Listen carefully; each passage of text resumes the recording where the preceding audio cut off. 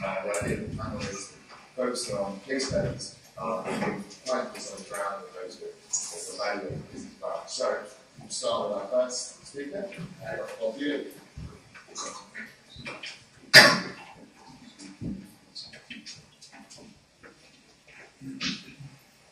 Right, morning everybody, and I'm assuming, first of all, thank you all and Peter for arranging this conference and for inviting me.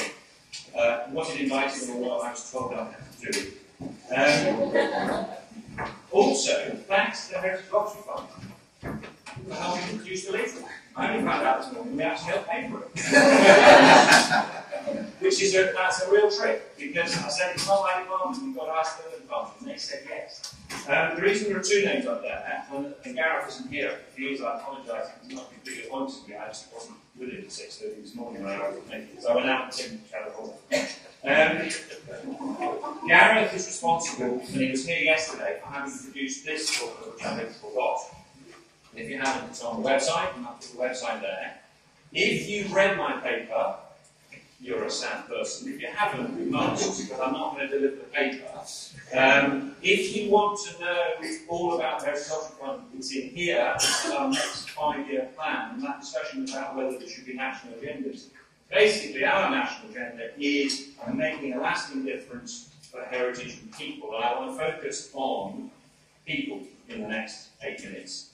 But for those of you who don't know what the lottery is, or how we fund it, it is in the paper, but for every £1, you can buy a lottery ticket for £1. And if you buy one today, by tonight you can be a multi-millionaire. Good thing about buying a lottery ticket is it pays my salary. The rest of it, for every 28p in this pound, goes to good causes. 20% of the good causes, so 20% of 28, which you all know is 5.6 pence, goes to the Heritage Lottery Fund. And it doesn't, people say, oh, we've got less money because of the fixed. It doesn't matter. What more people buy lottery tickets in the recession. So our income has gone up from 180 million when I came 5 years ago to 375 million. Now, as an archaeologist, a non-digging archaeologist, not all archaeology is destructive. And Jaime said, everything Jaime said goes for the United Kingdom as well as Belize. Don't think it only applies to so-called developing countries. Everything he said about education, communities, science goes for everywhere else. Anyway, where was I? Why are we finding it? Oh yes, not all archaeology. So, that's why I was asked, I think, to help in this session to do with economy and development. Now, what I wanted to do in my presentation, we've got the word press, let's try that one. That's what I said about the Heritage Fund. The income's gone up 375. As an archaeologist, I reckon that's a huge amount of money for the heritage. Now, one of the things that we don't do within the Heritage Fund is define the heritage. When I first started in archaeology, heritage was a dirty word because people didn't use it. And then in 1984, they created English heritage.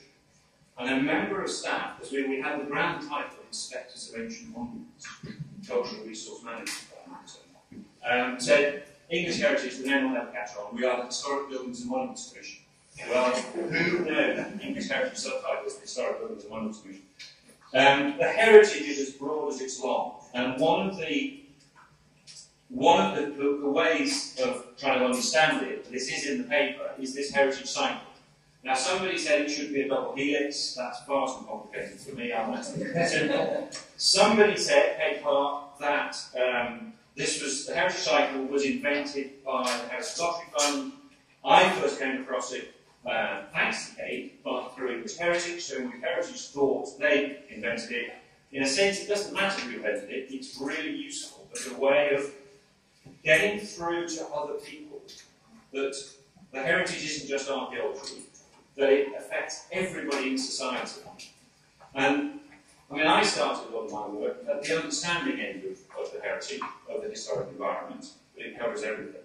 And the argument runs that if you understand it, you might value it. Now, we had a little discussion earlier, didn't recently about the value of heritage.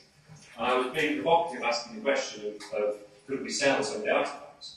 Sir Mortimer Wheeler sold artefacts from Maiden Castle because he, a bit like the conch shells that is mentioned, there were so many of them he didn't know what to do, and they were all the same.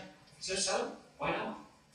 In Iraq, when I was digging in Iraq many years ago, there were these little bowls, the equivalent of a McDonald's carton, and once you recorded one, you recorded all of them, we just chucked them back in the ditch. But they were recorded, photographed, drawn, measured. There was no point in us taking them either back to Baghdad or back to Britain. They were just, I like the concept of re-heritage.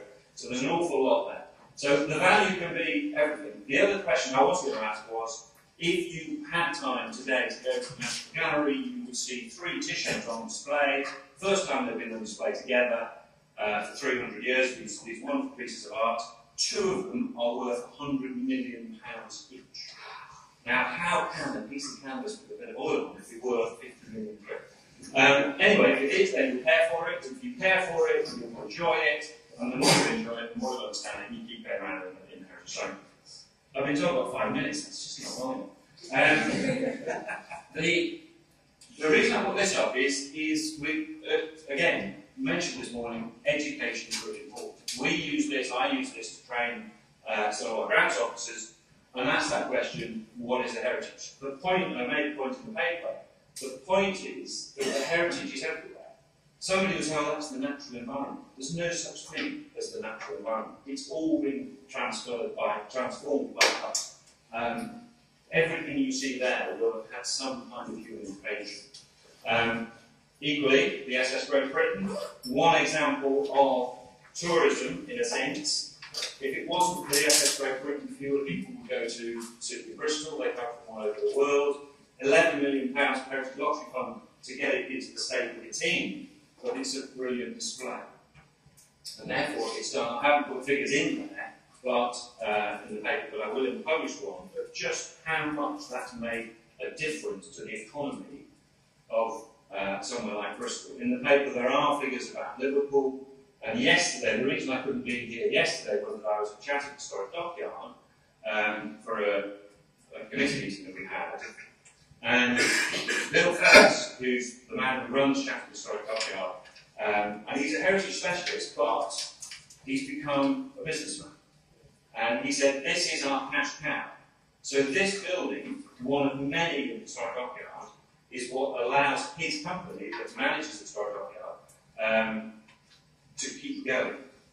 He reckons that since they've taken over from the ministry, the dockyard, they have generated £50 million to the local economy and created 500 jobs. The alternative was just to leave it derelict. So, in that sense, it's been well worth the investment. It still doesn't make profit. He was showing us that they've got a third of a mile there, a building that's a third of a mile where they make roads. And they do £500,000 of business. And that's fantastic. And he said, 1 year we made £20,000 profit. So they don't necessarily do it for profit. In the 3 minutes that I've got left, I want to say 4 things. Local people. If you don't start with the local people, in a sense, you may as well forget it. 3 examples, 2 from Jordan and 1 from wherever Stonehenge is. This is the ancient Roman city of Jerash in northern Jordan, and the reason for showing it is twofold. It's one of the most important sites in the Middle East in terms of the ability to see and understand a Roman city. It's part of the capitalist cities, but what you can see there is only half of it. You wouldn't expect me to give a talk without showing at least one over photograph. In the 1880s, a small Iraqi settlement came from part of Russia, Muslim community, and settled here. They've expanded, because this Roman city, these are the Roman walls, go all the way around here. But even though this is one of the most visited sites in Jordan, the local people have denied anybody the ability to build a hotel and actually make money from it, which I think is the most bizarre thing ever. If we go to Petra, I was going to ask you a question of how many of you have been to Petra and not had an enjoyable experience for a whole variety of reasons, cost and the number of people. again, going back to the local people of Petra, if in the beginning it had started with the Bedouin who had effectively been looking after it for hundreds of years, and built up from there, it may be a different experience, and actually it should be a different experience. That's not to say it isn't a fantastic, wonderful place to visit, and I recommend you go. But get in at 6 o'clock, come out at 10, go back in at 6 o'clock, and come out again when it's dark. How long have I got? 1 minute. Two things. I said you couldn't get away with just one photograph. This is another one available. The reason I show Avebury in Wiltshire is because those that manage it, it's under guardianship, which means English Heritage effectively is supposed to be responsible for it. They transfer the responsibility to the National Trust. The National Trust actually will try and stop people going there because there's a certain carrying capacity. As you can see, there's a main road running through it. Here. So you can't actually stop people, but they reckon that 200,000 people a year is just about right. So they don't promote it, they don't encourage anybody, and most of it is free, but there is obviously natural truck and everything else. So you don't have to promote something to make people go. Finally, I was trying to find a modern picture of Stonehenge, but I thought this other one would do, from 1906. It shows that Stonehenge has been a mess, and in a sense, the reason for coming back to the UK is to show that had the powers that be, and I won't name names, when they wanted to build the what's it called, the tunnel, the long tunnel, if they had consulted the local community first and said, what do you want from your site, they would have got a different answer. I was once accosted by a member of Amesbury Village who happened to be the mother of a best friend of mine, and at his 40th birthday party, she grabbed me by the lapels and said, "Bob, you will never get your tunnel at Stonehenge." And I said, "Joe, that's a bit aggressive. Why is that?" She said, "Well, I live locally and we don't want it." No one had actually taken the time to ask them. So if you don't start with local people, you're always on the losing. Thank you.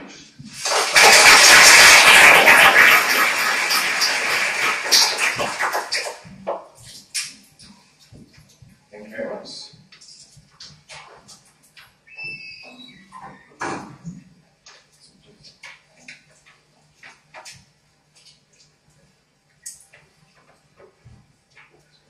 I'd like to welcome Deborah. Well, let me say right off the bat, I'm not an academic. I've been in. Oh, no, very much. I've been a nonprofit manager for over 30 years. Initially in Washington, D.C., and now at Crow Canyon in beautiful downtown Cortez, Colorado. Nonprofits are very, very important, and that's the reason why I work for them. We do work to improve society. This was mentioned yesterday as well. And this is how they do it. We change public opinion, and that changes business and industry. And we change public policy, and that changes government. So nonprofits play a very important role in society, which is why we're tax exempt. We don't pay any taxes. Crow Canyon Archaeological Center has been around for about 30 years. We have a 3-part mission: research, education, and Native American initiatives. We're funded primarily by private donors. Donors give us money, large donors. We also get some government grants, we have an endowment, but the private funding is very important to us. We were started 30 years ago by a Northwest University professor, Stuart Streever. And Streever's idea was, in order for you to pursue a research agenda that's autonomous and independent, you're not playing to funders' wishes, for instance, in government grants. You're not doing CRM, which is giving where the money is. In order to do that, you need private funding. And that's why a nonprofit that receives donations from individuals was the best way to pursue a research agenda. We believe that everyone's history matters at Crow Canyon. So we do cutting-edge archaeological research. We've excavated about 30 sites in the 30 years we've been out in southwest Colorado.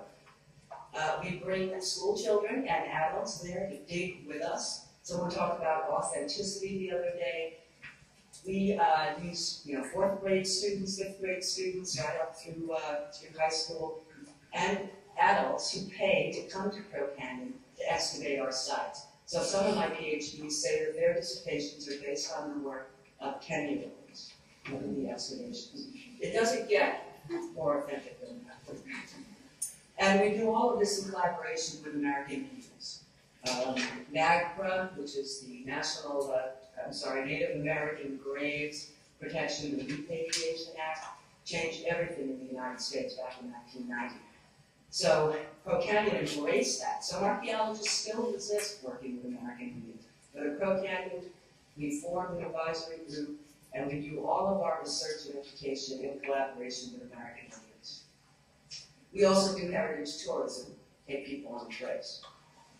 As you read my abstract, what I'm talking about today is the war in the United States, and it's an economic war, and the economic situation there has really precipitated this war.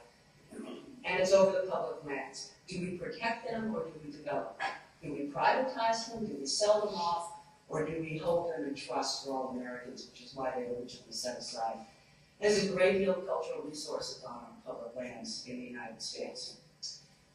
I think nonprofits play a critical role in that war because we have a responsibility, not just a right, but a responsibility to advocate for cultural resources. And I want to see archaeologists in that public debate. Where are our go-to guides when the media talks about issues like immigration, water rights, things that archaeologists have known about, climate change, the big issue in the Southwest, obviously. Where do the media talk to archaeologists? And in fact, as Jeremy Southwell says, archaeologists are not only prevented from talking in public media and in popular journals, it works against them in academia. And we need to bring that deep history that archaeologists can bring to the public debate back to the public debate. But we also work with our private partners, as I mentioned, because in the United States you need to do archaeology with Native Americans. There are a lot of things Native Americans don't want. They want to protect their intellectual property. They don't want, for instance, DNA studies done on burials to relate them to living tribes. However, the Hopi, for instance, they want to know where their corn comes from, and the fact that they've been planting the same varieties of corn for millennia, they would like our help in proving that. So we're actually doing DNA on Hopi corn to prove that it's been Hopi for centuries. I'm going to put you in where we are at Crow Canyon. Colorado is one of those really big, very square states out west. It's known for its Rocky Mountains, for its elk, its wildlife, its denver, all sorts of things. It touches 3 other states. It's the only place in the United States where they come together sort of at right angles, those being Utah, Arizona, and New Mexico. The Utes occupied Colorado with contact, or white contact that is, which was late in the 19th century. Montezuma County, LaPlata County, and Archuleta County are these 3 counties that are very southwest in the Four Corners area. They are fairly large, because the state is fairly large. And they are the richest area in the United States, arguably, in cultural resources. And what we do with cultural resources there can be a model for the rest of the state and for the United States. Here's a close-up of those 3 counties. On your left is Montezuma County. No, we never got there. Cortez. No, we never got to Cortez. We named these things after them anyway. There's a lot of public lands in that state on the left, or that county on the left. We actually show out all of these 3 counties. Montezuma County is about 1/3 federal lands. You can see the green up top, that's National Forest Service. You can see the blue, Mesa Verde National Park. And there's also a large Bureau of Land Management landmass. So 1/3 federal, 1/3 tribal. The Ute, Mountain Ute have that lower portion there that appears brown on the map. And then the rest of it's either county or tribal. It's a really big county. It's 2,000 square miles, and there's 25,000 people, which is about 16 people per square mile. So it's not very highly populated.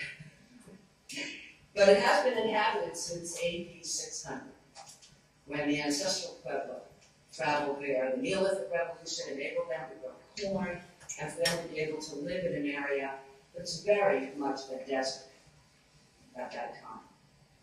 They left about 1280, in the late 13th century. The Utes moved in probably in the 15th century, we're not really sure, and then whites about 1880. I want to talk about cultural heritage tourism because making the economic argument is important, especially now in the United States where the economy suffers greatly. Cultural heritage tourism, people that come to see sites, it's a $759 billion a year industry. It employs about 7.4 million people, about $188 million in payroll, and $118 billion in tax revenue to local governments. About 78% of all leisure travelers are heritage tourists. And they spend a little more per trip, about $994 versus about $661 by all other travelers. And they spend a little longer, close to 2 days longer in sites than other travelers. Our first case study, Mesa Verde National Park. I'm sure you've all heard of this. It's well known for its cliff dwellings that were inhabited up until the late 13th century. There are about 600 of these cliff dwellings in that one park area. It has about 560,000 visitors every year. And 41 million is spent in the local communities by those travelers. Now when you look at a place like Cortez and Montezuma County, that's 25,000 people, that's a big impact in a county that size. And it supports about 575 jobs in that local community. All national parks contribute one more. There are about 400 communities served by our national parks, 281 million visitors every year, 12 billion spent in the national park communities, lots of jobs, and lots of labor income. We looked at Crow Canyon and the impact on Montezuma County. We looked at the direct impact as well as the indirect. So if I've got 50 employees, which I do at Crow Canyon, they're supporting about 23 other jobs in that community. And our little $4 million budget is really providing about $6 million in benefits to Montezuma County, in both direct and indirect. Secondly, counties are the agents, large national monument in Montezuma County, about 178,000 acres. It's got 6,000 known archaeological sites, but really probably more like 20,000. And they work with the 25 tribes that have a history in that area. 80% of this is leased for CO2 mining. They mine this gas, which helps push oil through oil pipelines. There are in fact 130 wells on that property, and another 120 planned in the next 20 years. But ever since it's been designated in 2000, we've seen increases in the county, both in terms of population, in money. So there was no negative effect of declaring this national monument, which is what a lot of the folks on the other side of the argument say. Oh, you lose all kinds of jobs and income. So we've been fighting over the chimney rock. This is National Forest Service in Archuleta County. We'd like to see this declared a national monument. And in fact, President Obama declared a national monument yesterday about 1 o'clock. I don't know why until I left the country. Anyway, this is a fabulous site. It's a Chaco site. Chaco's about 100 miles away in Mexico. This is the furthest north and east of the Chaco outlier. And the neat thing about it is those spires, every 18.6 years, the moon hangs in a lunar standstill between those spires, as seen from the Great House. So it's obviously a triumph. We think that this could double this economic status of a national monument, could double visitation, and the site will be able to handle it, and double the amount of value to the local community from $1.2 to $2.4 million a year. So, showcase the economics, do the numbers, make sure that you're looking at how you can present the positive aspects of this, not just the direct, you can also attract businesses. Businesses move to Colorado because we have fabulous outdoor spaces and they want their employees. Build partnerships with like-minded folks. involve Indigenous people early, find out what they want from these places. You know, we found a lot of, quite frankly, the Pueblos saying, look, if we had our way, we'd like you to just leave those things alone. Let them go back to dust. But we're realists.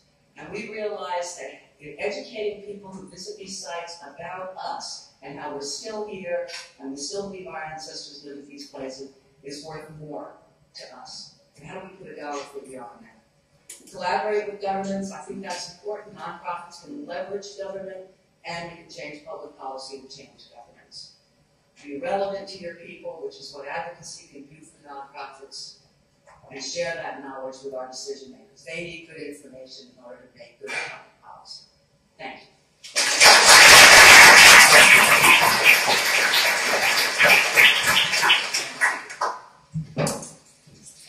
Presumably they did say that you would announce it today. Last week told me. So, nice communicator. You. We got there's some people standing around. If you'd like to come down and fill in seats, please. It's going to be a long morning, so you don't need to sit on the stairs or stand. My wife was complaining that female elections and trade shows stand still. Please don't.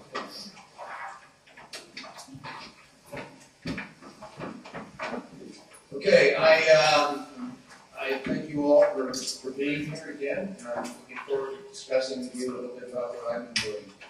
This is essentially an update on PhD research that I'm doing here at UCL. The quote that's on the wall from one of our other speakers, Ann Piper, who's squinching in the middle of the building here, which you give me permission to do this, is one that I sort of propagated around UCL, in part to explain what I'm doing. What I'm interested in is trying to add some value to eliminating the seat-of-the-pants attempts to promote preservation of entrepreneurship without applied training and local knowledge. My interest is looking at the top-down, bottom-up conversation that we've been having. I'm interested at the very bottom.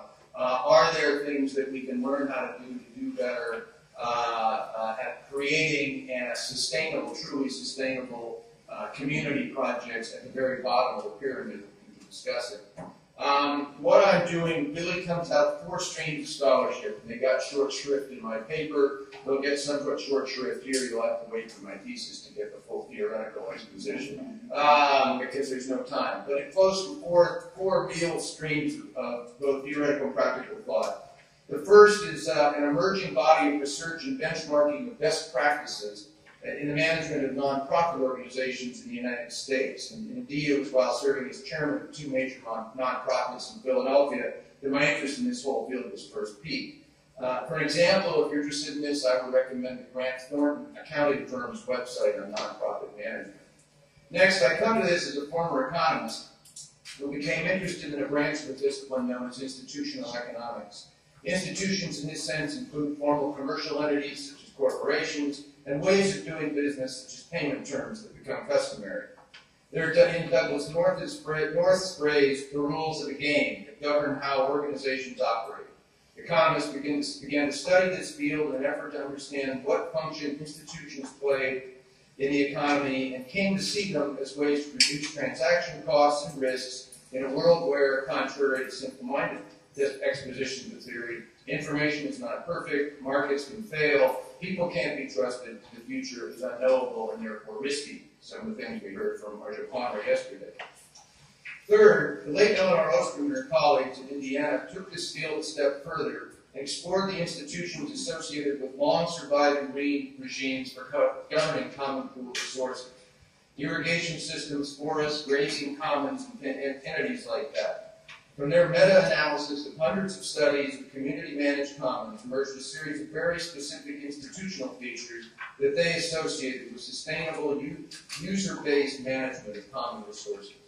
Finally, project evaluators who have looked at a variety of community and environmental and heritage development projects, many of them in Africa, but also from around the world, Asia and elsewhere, have found institutional features that are in fact very closely aligned with those Ostrom's projects looking not at heritage but environment.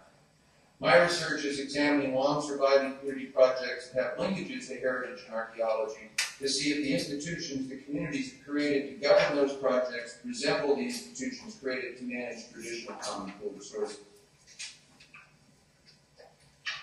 For this purpose, I'm going to today talk about two locations that I've looked at in the recent past. The first is the Maya Center Women's Cooperative in the village of Maya Center, Belize. I think Jaime Alway precisely described Maya Center, Belize this morning when he characterized it as a small village that's divided by political, family, and religious affiliations. The Maya Center Women's Co-op for 25 years has been a major source of cash income for this small village. It was originally populated by milpa farmers who lived adjacent to Wildlife Reserve, the first jaguar preserve in the world in Coxcomb Basin. They have been making traditional products during the off-season and selling them to visitors from a shop and recently a restaurant on the entrance road to the Coxcomb Basin Reserve. The Women's Cooperative has evolved unique operating procedures across all social boundaries and cultural boundaries in the village to become a major source of income and a unifying bond for the entire community.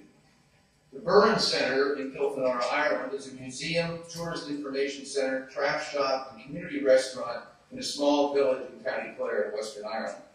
The Burtenshaw Center introduces visitors to the vast archaeological and environmental riches of the county. It was created 40 years ago, and in the process has successfully revitalized a town that was generally characterized as derelict in the 1960s.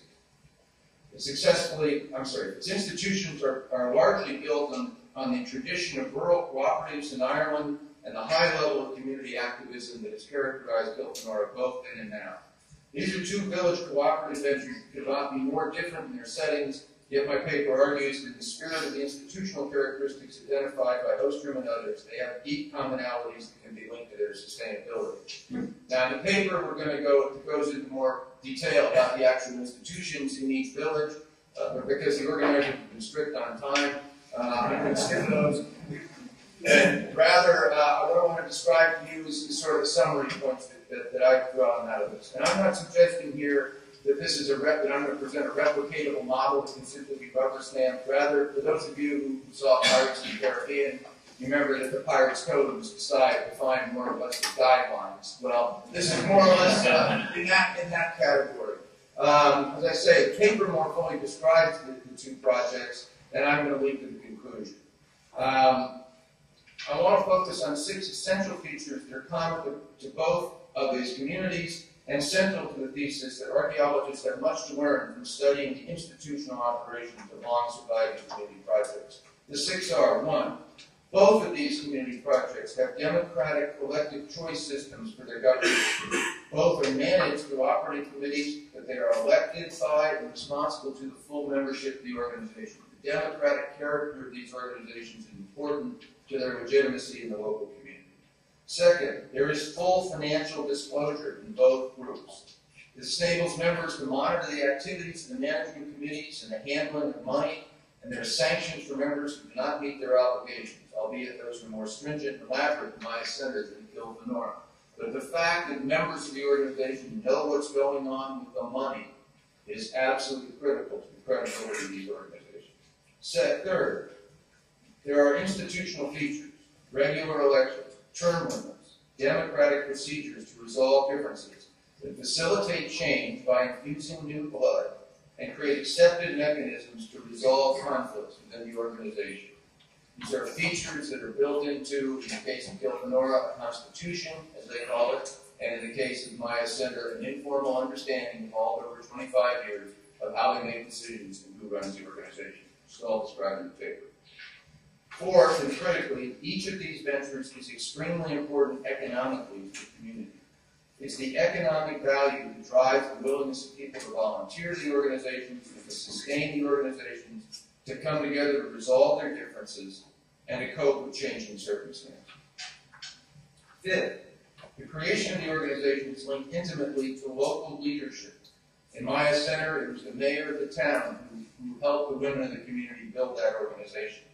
In Kilfenora, it was an outsider who brought the idea of the center, but the first chairman of the Burns Center was the parish priest, one of the most important people in town, particularly in those days, and a most respected local farmer who was a key supporter who brought everybody else into the In both cases, though, these leaders backed away from the organizations once they were up and running. The importance of local leadership to building community consensus for a project is critical, and the willingness of founders to let the reins go and allow the group to operate itself cannot be understated. Finally, in each of these cases, these projects had access to substantial capital to construct buildings, for example, without which the projects could not have taken off. I'm going to change this.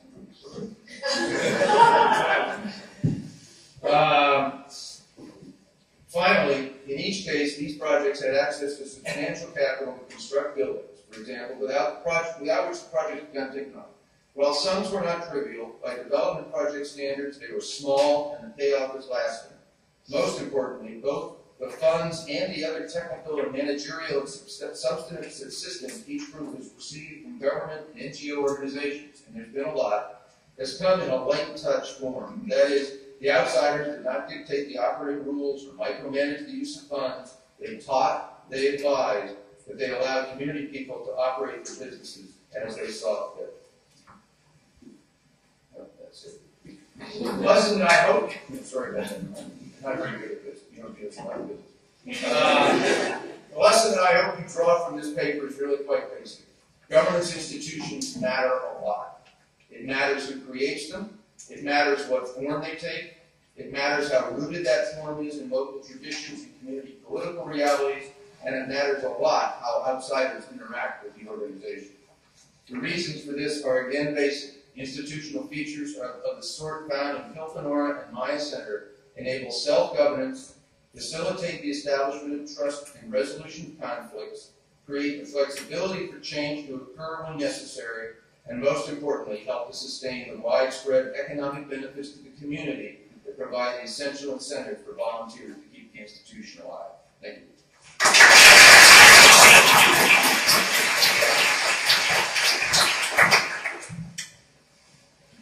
Thank you, Peter. I'd like to welcome Apsara Iyer.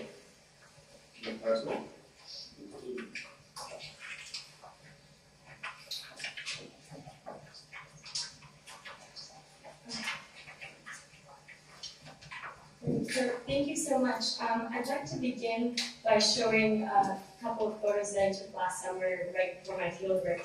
And these were images taken during a protest actually right along Cusco's Plaza de Armas. And if you read the poster or the translation, it says, "Those who carried the stones to Machu Picchu now carry the backpacks of tourists." And the next image, there were many posters here, just examples of two, says, "A trip on the higher minimum line of Peru Rail costs $500, but minimum wage in Peru is 500 soles, or less than $166. So I include these two photos because I feel they really inform the context for my research in three ways. First, they spoke to what some people call the Machu Picchu centricity of a lot of the tourism in Peru, in that tourism and cultural heritage tourism is really associated with Machu Picchu. Second, they give an example of the economic disparities between what's going into the tourism market, what's being charged by the companies for the tourists, and then what the locals are receiving. And third, and perhaps most significant, I found out after taking pictures of these different posters, after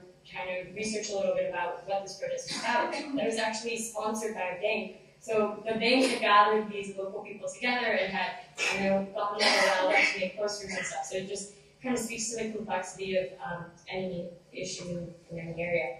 So to give you an outline of where we're going, because every time I practice this, I've been a little over, so I figure I won't get to everything. I wanted to first talk about my fieldwork, then go into a coding process that I used to translate the interviews that I conducted into something that I could analyze from a quantitative perspective, and then go into the data analysis, which really fell under three categories. First, I evaluated one of the factors that I identified, cultural awareness. Second, I evaluated the relationship between factors. And third, I had three case studies, but today in this presentation, I'll just focus on what the case of Rapachi. So a little bit about the fieldwork. I conducted 165 interviews last summer in 9 different sites in the Cusco region of Peru. And these were sites that were fairly large, fairly small. But then looking at the interviews, I wanted to find a way to kind of evaluate what they'd seen. And I had noticed certain themes that were localized to certain sites, but I noticed 3 factors that kept coming up every time I looked at the relationship between individuals and archaeological sites. And these 3 factors were local organization, economic potential, and cultural awareness. You might notice there's actually 3 more bubbles under that, and that will come into cultural awareness when I explain factors further.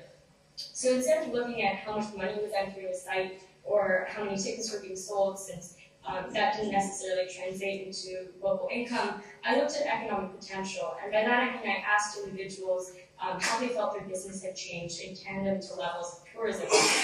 And one thing I just ask you to remember from the slide is that a coding of 1 corresponded to increased potential, and a coding of 3 corresponded to decreased potential. So the farther down the scale you go, the more positive people were. The second method, local organization, just referred to different ways in which communities of artisans, vendors, guides were organized around different sites. The third most, last but not least factor was cultural awareness. And cultural awareness was a projection based on 3 sub-elements, knowledge of legends, knowledge of site history, and knowledge of other sites around the area. So I include the example of 2 coded interviews to give you a sense of how what I was looking at went from being something that I was hearing for an interview, something that was transcribed and translated, to something that was coded. So you have 3 factors in the top, the legends, knowledge, and history, and in the bottom there's like a 4th column, agriculture, that I'm going to explain how I derived in the next slide. So I'm not going to go into all of the math behind this, but it's on the paper. But basically, I found an equation that modeled the 3 different factors and projected them into a singular variable for cultural awareness. And what this told me was 2 things. First, it told me that things weren't distributed equally. It wasn't like I had 0.3 times each factor and that they were all contributing to one thing. Different things were of different significance. And the second thing was it told me the most statistically significant factor was this knowledge of other sites component. And so when I looked at knowledge of other sites and I looked at cultural awareness, I guess my legend disappeared, but when I looked at that across all the different sites, I noticed there seemed to be patterns in terms of size. So if you look, the ones on the very far end, which have fairly high values of cultural awareness, sorry, the vertical graph is cultural awareness levels, horizontal is site names. They're on average quite smaller, whereas Aguascalientes, which is quite far to, I suppose is your left, that is, has a relatively low. So then I graphed cultural awareness with respect to site size. And this gave me a sense of how tourism infrastructure was related to this level of cultural awareness, cultural connection to a site. And again, I saw this inverse relationship, but this time I could actually kind of visualize how these things were distributed based on size and cultural awareness. So the crux of my research really centered on the correlation between factors. And I wanted to see, now that we've identified these things, how is culture related to a local organization, or how is culture related to economic potential? And what I found was that local organization had a very minimal correlation to cultural awareness, at least statistically. Firstly, it was negative, and secondly, it was 0.02, I guess. And economic potential, on the other hand, did have a more significant correlation. And you might wonder, okay, why does it matter that it was negative? Well, if you remember what I told you during the coding process, something that was more negative was more optimistic towards economic potential. So in this case, people, what they're saying when there's this negative correlation, it's that people who were more optimistic or felt they could profit more from tourism were often more likely to also have a higher level of cultural awareness. So that for me was a very interesting find, because I wasn't sure how the intersection of, local perception of profitability of tourism came into their understanding of their own heritage, or their sense of considering cultural awareness. So finally, I feel this all comes together in the case of Rakuchu. So Rakuchu was one of the 3 sites that I evaluated as like a case study. You see here a summary of case statistics, but you really only need to focus on the middle line. What I was trying to separate was the impact of the Machu Picchu Centennial from the push to promote the Centennial celebration from just sort of annual tourism and regular tourism patterns, and how the percentage of foreigners contributed or didn't contribute to ideas of economic potential. So what I saw was that in Rapchi, it had a fairly steady annual change. And one thing that's really unique about the site that I found really interesting was in 1997, it had about 351 visitors. To this past year, it saw over 100,000. So it's grown really rapidly over the past 20 years or so. And it's also been able to maintain a relatively high cultural awareness level. If you look at Aguascalientes, it's on one end of the scale with about 3, and then if you have a smaller site right outside of Cusco, is on the other end with about 5. So it's been able to balance this, fairly high cultural awareness with a strong sense of economic potential. On average, respondents said 1, so they were very optimistic about the economic potential of their site. And they also had to deal with this huge percentage of foreigners. So we see in July there were 96.9% of all visitors were foreigners, and on average it has the highest amount. And this next slide just focuses more about cultural awareness of foreign tourists to prove that Rapchi really is kind of an anomaly among these sites that I evaluated. Again, just showing you in particular the values of cultural awareness and foreign tourism at Aguascalientes, Rapchi, and Villasta. So what I saw that was unique at Rapchi, a little bit of background, it's the site of the Templo de la Viracocha, and it has like a very strong tradition of the legend at the site that's associated with the temple, and also there's an annual Pago de la Tierra, or folk festival, that's been maintained for several years. So one thing that was unique about Rapchi, and I think this was mentioned in the earlier presentation, was that they've been able to manage their tourism by preventing outside hotels from coming in and developing their own sort of structure, their own facilities. A lot of the overnight programs in Rapchi are homestay. So if you want to stay in a hostel or a hotel, you have to stay 4 to 8 kilometers away in some of the neighboring cities. Moreover, as I said, they have the temple, the Pago de la Tierra, and finally also the whole site was used as almost like an agricultural area. So you have farmers up and around the site. As you're driving up to the site, they're tending to their chakras right outside there. And then a couple that I interviewed was sitting right behind these ruins, working on their own sort of potato harvest. So, I mean, you have like a very strong sense of local integration in that sense. And then the final component is that the entire artisan vendor network that sits outside the site, they're all managed by one cooperative and one leader, and the leader is actually the mayor of the town. So you have a strong integration between like the local organization and also the local system of dealing with tourists in terms of the vendor population. So finally, just to go over the major conclusions of my presentation, through coding, through analysis, I found that knowledge of other sites was really significant to cultural awareness. And this again goes back to other things that we've heard about spatially linking sites so people understand their own site in the context of other tourism areas. Second, I found that cultural awareness was related to economic potential. So these two things do go hand in hand, can develop a site economically and preserve the cultural integrity. And also, I saw that Rapchi offered a really interesting model for developing tourism. So thank you so much.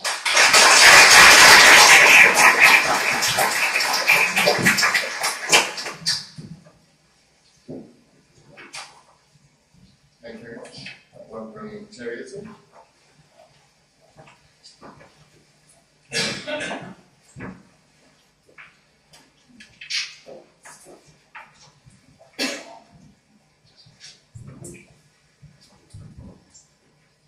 I'm asking the question, can rock art reduce poverty in Africa? I did this paper in collaboration with my colleague, Gloria Corona.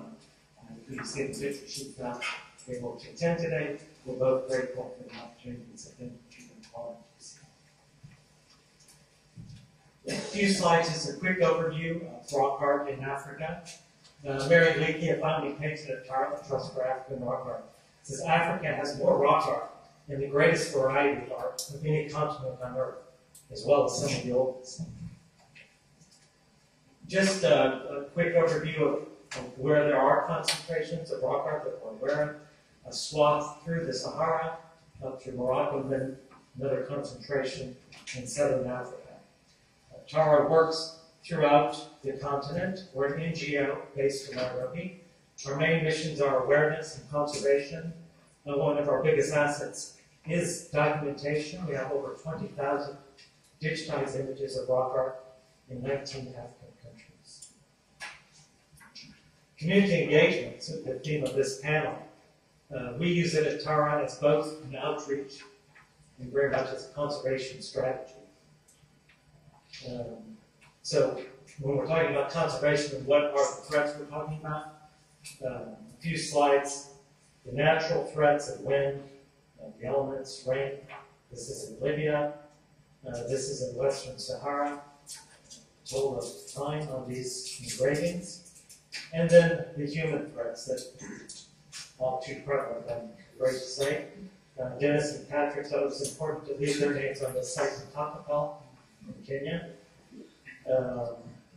Again, graffiti vandalism in Somaliland.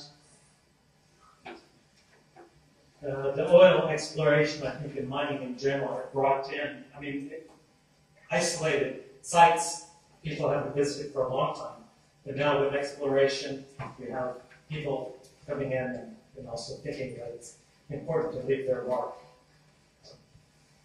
Another type of vandalism, this is in Chonburi, it's a World Heritage Site in Malawi. It's a site that's still in use today by local communities.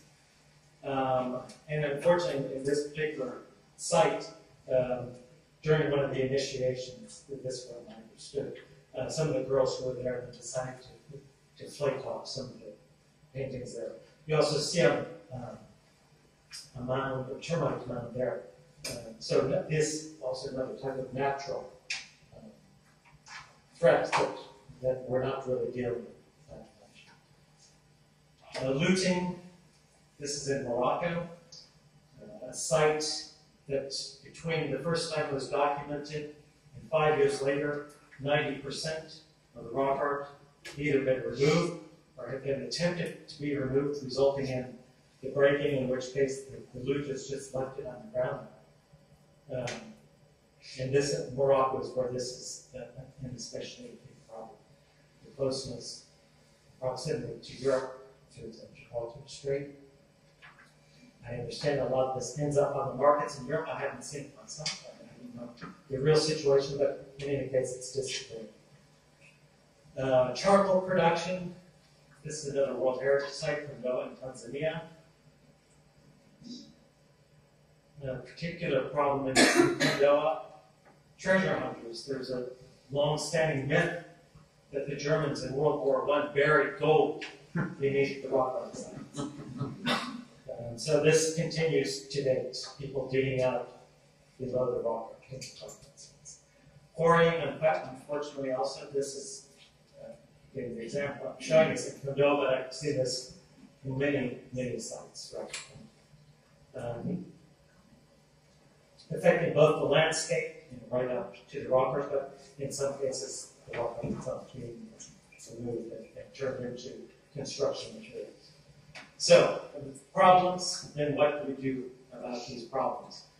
Our premise is that barriers such as fences, gates, walls are not efficient, practical, or appropriate to protect or valorize the sites. On the contrary, in the cases they interrupt, have a negative impact on the valorization of the sites. So in other cases, you find the building materials ending up in other local construction. So we don't really think that's an answer. What is the answer?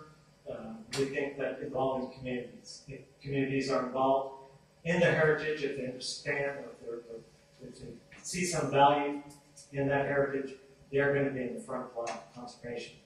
The case study I'm presenting is Mpambano Island. It's an island in the Kenyan territory of Lake Victoria. You see some of the rock art pictured there. Paintings. We only have paintings on this site. And here was the situation in 2007 when Tara, when the young curator from the museum, opposite the Community Peace Museum, came to our office in Tara, wanted to work with Tara to conserve the rock art on the island. So here was a situation on the island. Limited access, bad road networks. It's an island, the only way to get there then from mainland was by boat. Not easy and or expensive. An HIV/AIDS hotspot, considered really one of the biggest concentrations of HIV infections in Kenya, in East Africa. Limited access to education, population of over 15,000 people, only 10 schools at that time. Limited communications, telephony only on one side of the island, no electricity, lack of job opportunities, only fishing and or agriculture, basically. What does an organization like Tara do in a situation like this? Again, Tara, our missions are creation of awareness, survey documentation, information resource, and conservation. In face of these other problems, what can we do? There was an opportunity at this time, 2007.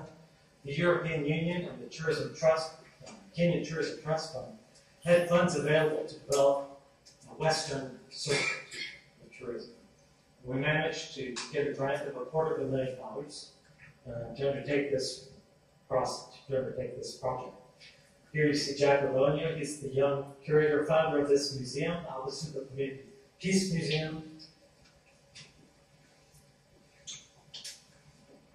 Before we got in, I'm missing a slide here, actually. Our main first action was engaging the community.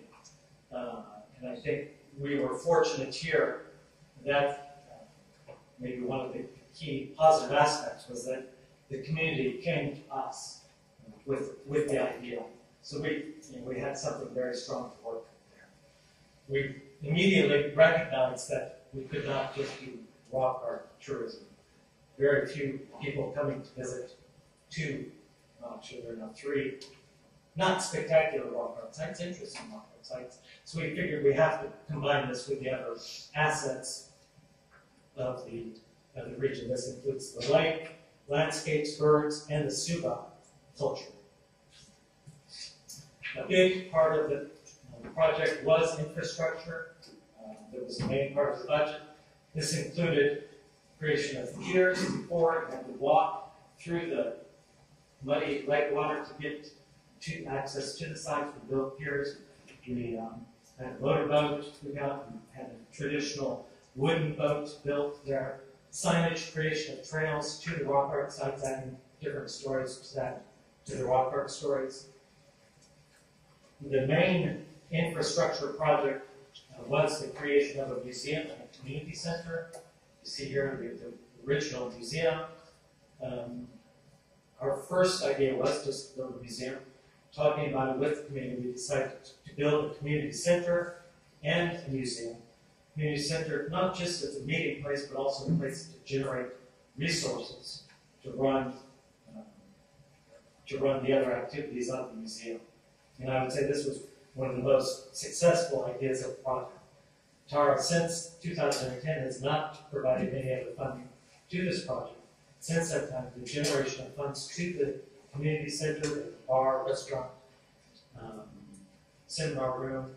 There's now electricity. Even before the electricity, they had a generator. They were providing internet service, DSTV, the World Cup coverage, and so on.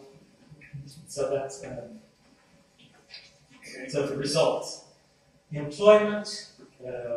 We know that directly 10 people have been employed since the creation project. People working at the museum, guides at the sites, many others indirect, fishermen, motorbikes, now there's a road on the island, so motorbikes taking passengers around, boat drivers, and so on. There's a higher awareness and appreciation of heritage, pride in the Apsara language. Apsara is a language that is on UNESCO's endangered list of languages. You see that dance troupe, that's a school, local school performing in Apsara. The museum really has become a center of community life. A kindergarten. Each site collects money from people, from visitors. Each site is managed by a plan. Those plans decide how to use the money that's generated through visitors. In this case, they created a kindergarten. Right next, it's called the Quitonian Rock Art Kindergarten. Airstrip and Immigration Office. This was a sort of a major achievement for us as a small NGO. We're not as successful as you in mobilizing these big national efforts. We're a small NGO, we don't have a big impact on large infrastructure projects. In this case, the MP from that region happens to be the Minister of Immigration. Without him on board, there's an airstrip. They upgraded the airstrip on him, put an immigration office on him. People can now come directly from Tanzania and Uganda in particular. Telecommunications, one of our partners, funding partners, is Airtel, the largest telecommunications provider in Kenya. We wanted to have connection at one end of the island where there's the rock art site, so that visitors could contact the guides and say, okay, there's 15 minutes for a be there. So they did. They put up the mast. Obviously, that benefits the whole end of that. Just to come back to answering the question that does rock art reduce poverty, I want to just look at a few other issues that have come up from the project. Kakapel is another rock art site in Kenya, one of the more important ones. The difference here is it's managed by National Museums of Kenya. All of the entry fees go directly to the National Museums, directly to Nairobi. They're not shared with the community. The community is not, feels disconnected from this heritage site. What we've done, we've got funding to put up a community center, sort of based on what we did in Apsara. Challenges there, we're not quite where we want to be, but that's one of the challenges with that. Rediscovery of the lost image in Kondoa. One of the benefits we weren't really counting on is that by engaging local communities, they would be able to actually lead us, when we do survey work, lead us to sites that have been lost or that we never knew about. This is and finally, the project we're developing at the moment in Niger, the Dabus giraffe, one of the better known rock art engravings of the continent, in an area called Dabus, has been in the northern part of Niger, has gone through a couple of rebellions in the past decade. Meaning that efforts we made in 2001 to build up tourism around that area were squashed, if you want. So what we're doing now is bringing in, last revolution in 2010, bringing in ex-combatants through a local organization to do a survey, damaged, hopefully not damaged survey, but a survey of sites in that area around the rebellions, and also involving them in a follow-up experience of reaching out to schools in that area.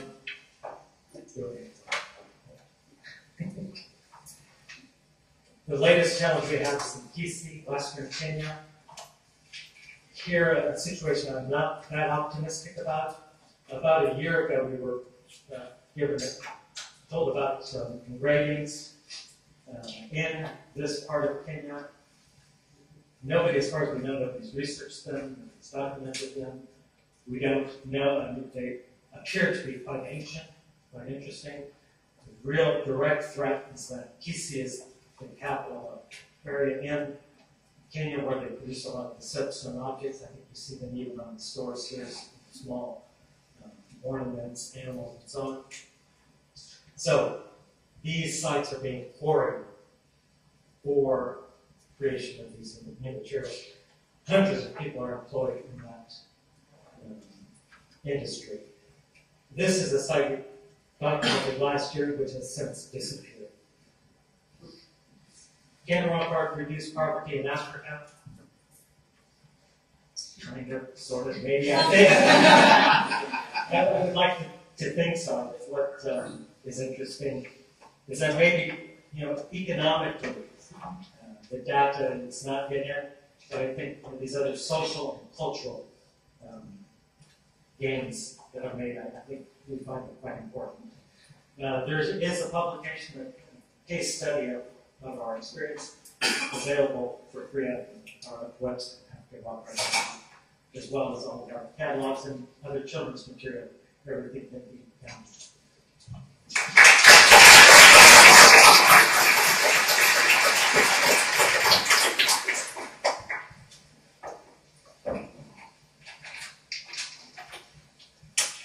And finally, last week with the panel, David Thomas.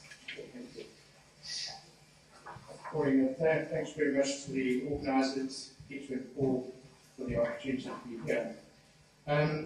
My paper, which has been pre-circulated, addresses successes and shortcomings in the development of the Gould Rock Art Centre, which is situated outside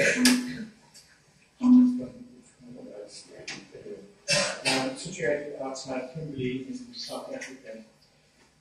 It's a rock engraving site with about 430 markings, including more than 200 actual rock engravings scattered on boulders over the top of the hill. In 2001, we opened with a visitor centre and a trail over the hill. My paper gives an account of the background to this project and the engagements involved in the development of the site, which, as a condition of the grant received, had to go from scratch to a completed self-sustaining tourism project inside 12 months. The details are in the paper. I'll just highlight some of the issues, some of which have arisen in different contexts in this conflict.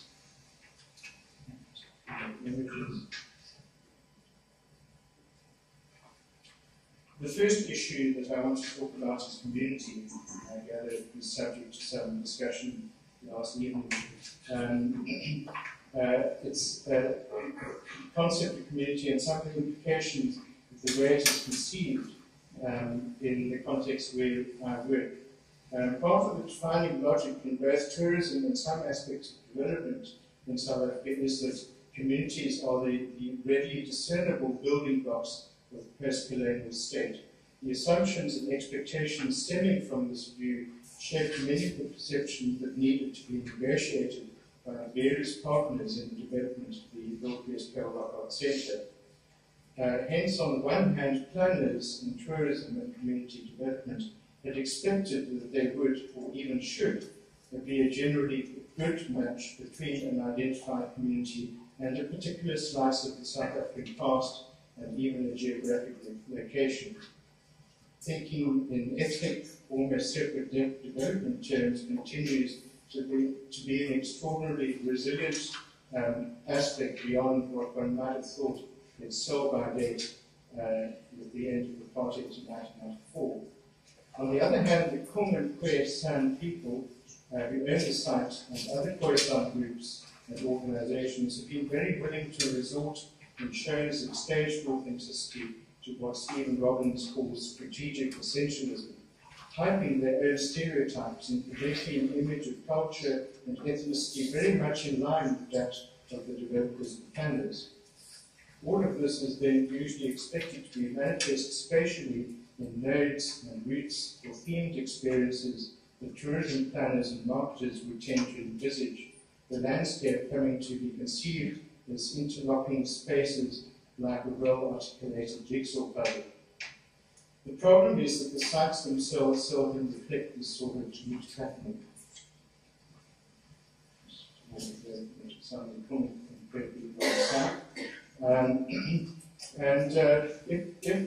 If the sites are like jigsaw pieces, they come from different puzzles loaded up on the site.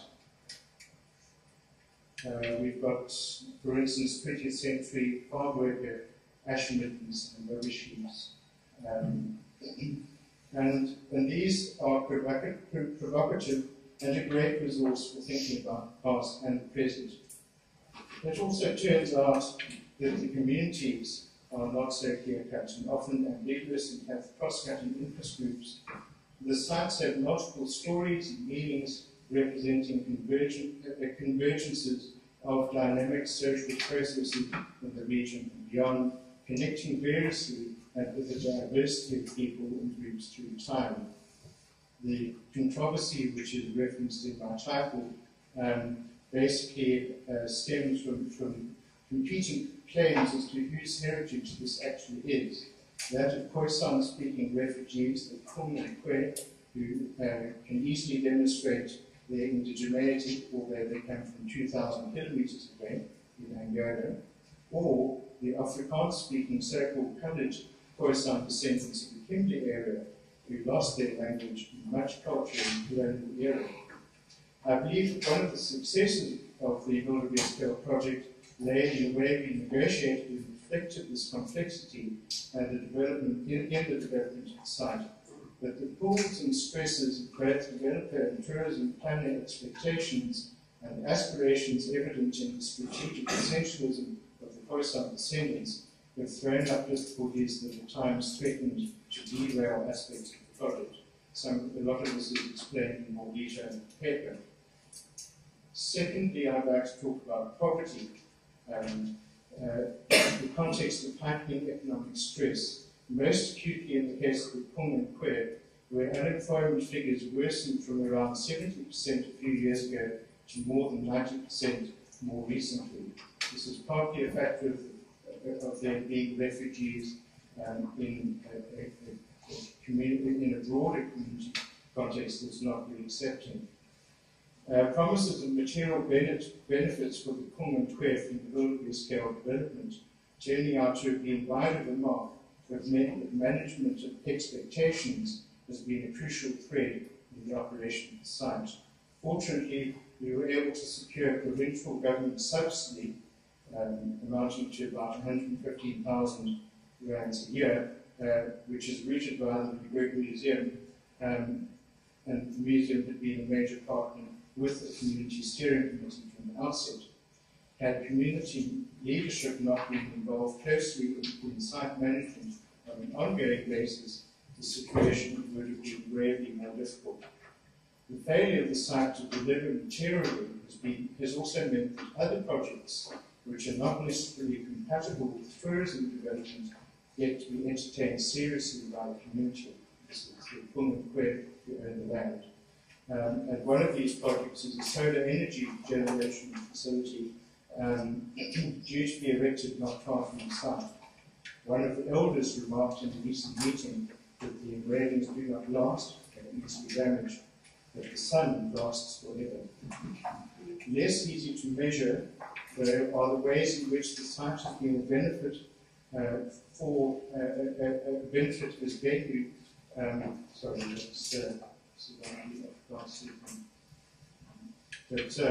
yeah, so the way that the site has served as a venue for meetings and workshops, with much training for hosting government ministers and UN representatives on occasions when all the cultural stops and traditional attire are pulled out. The economic stress alluded to has been the context also for the hunting of water birds and Indian flamingo alongside the site. It was this that ultimately, if accidentally, led to a devastating fire on the site in 2010 from runaway cooking fires. This has permanently scarred the site. Poverty also leads to routine chopping down of trees on the hill and around the centre for firewood, with metal, even the water from time to time, being taken for recycling as people strive for survival. Thirdly, my third theme, the successes that might have been achieved, the site has gained some critical acclaim, but been tempered by operational failures resulting in capacity constraints. Simply put, staff have been withdrawn and opening hours cut. One of the two guides was transferred to another position owing to staff cuts at the Great Museum.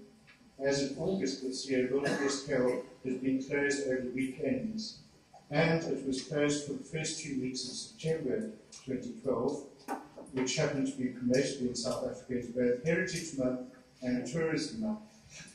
Ironically, we have the Provincial Department of Tourism marketing the site, and in fact recently having given the means to expand our display space inside the centre, just as the Department of Sport, Arts and Culture, the department managing museums and heritage, simultaneously has withdrawn the means for keeping the site open.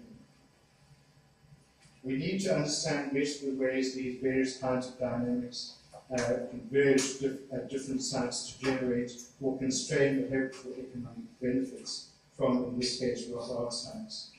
Work recently published from the Colombo Drakensberg Park sites, part of the World Heritage Site, suggests that marketing of public rock art sites is insufficient in an area dominated by natural heritage promotion. In our case, the diamond mining industry of Kimberley is dominant. And whereas in our case there is also a lack of coordination between sectors of government who fund the operation of the sites, although in the Drakensberg it is a more local lack of coordination between nature and culture administration.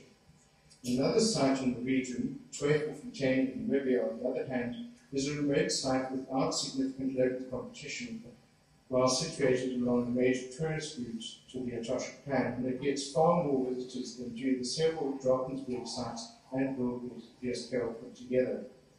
Hence, it is clear that different configurations of sites relative to tourist behaviours and operational arrangements and support give rise to varied outcomes. I think Wildebeest Code is a case study worthy of further analysis. I'll just have a few more slides. We've done a bit of a survey indicating really quite marked niche tourism visitors. They tend to be highly educated, very high proportion of being to university, whereas a site like the Big Hole in Kimberley is the kind of site that gets ticked by the more average tourist. The only site they tend to go to. Publicity. We've been quite successful in getting into documentaries and so on.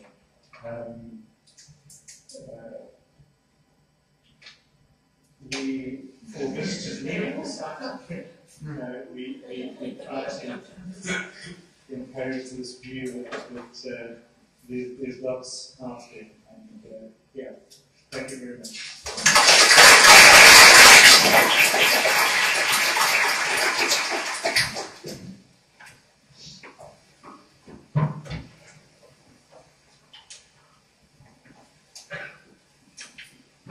Thank you very much to all our speakers. We'll start questions. What we'll do, because we had plenty of time for lunch yesterday, we'll push 10, 15 minutes into lunch at the moment. We should have plenty of time so we can ask more questions. I wanted to start off as moderator to ask all of you, whether through your research, through the organisations you're part of, or through your individual own projects, have all strove to, in some way, understand the kind of the successes and failures that might be in the part of the projects you've represented or tried to manage, and produce data on it. So I wondered if any of you wanted to comment on, for any archaeologist who finds themselves in similar situations, if they're at the beginning of that or during projects, if there's certain metrics or data that you would advise that is the key thing to get handled at the beginning, and if you've learned lessons from that, when you think, what if they have to understand something from the very start, what kind of things should they be focusing their efforts on? What's that? Can I kick off on that one? Because I wondered how I was going to get the point in, and you've asked the right question. I heard something Peter said, which was to do with good governance. And to most of you, you might think, good governance is a bit boring. But from the HLF experience, 30,000 projects and £5 billion into the council. If I was to come up with one thing, and I often ask people when I'm interviewing them to be committee members or when they are decision makers, the one thing I ask them is, the same question Paul just asked, what's the one thing that you think is critical for the success of the project? And they give all sorts of answers that are based on evidence, data, and everything else. I always give a tip when they say, well, actually, in the end, it comes down to people. Because you have the best governance in the world, the best idea, the best amount of money, and the wrong people, and it will fail. And if you've got the right people and the right governance structure, it will work. So in the end, it's all about people. I guess I should respond to that. I had this conversation with somebody yesterday. In one sense, having spent most of my life managing chief executives, you find that people, businesses and institutions are formed around individuals, and that is absolutely the case. If you have the wrong person in the job, you might as well forget a great deal. But my premise is that the institutional structure matters, because if the institution is right and you have the wrong person in the job, the institution may have a means to get the wrong person out and the right person in. And that is as true in a community-based nonprofit, and my wife back there can tell you the stories I've had dealing with that in Philadelphia. If you have the right structure, the right organization, you get the wrong guy out, you get the right guy in. And that is, I think, fundamental to anything you're talking about in community work, where you've got intense politics, all these complexities we've heard discussed.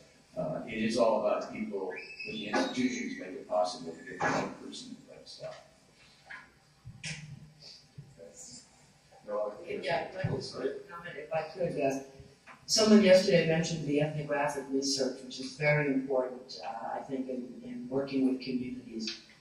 And traditionally, archaeologists haven't been really good at that. And so, one example, at Crook Canyon, we have a program, I mentioned the Hopi Corn program, and one of my staff, we have Hopi farmers that come and visit us every few months, and we grow some demonstration corn plots, etc. And one of my employees asked the Hopi farmers, well, when you collect all the corn and you bring it in, how do you decide which corn to eat and which to keep for seed for next year?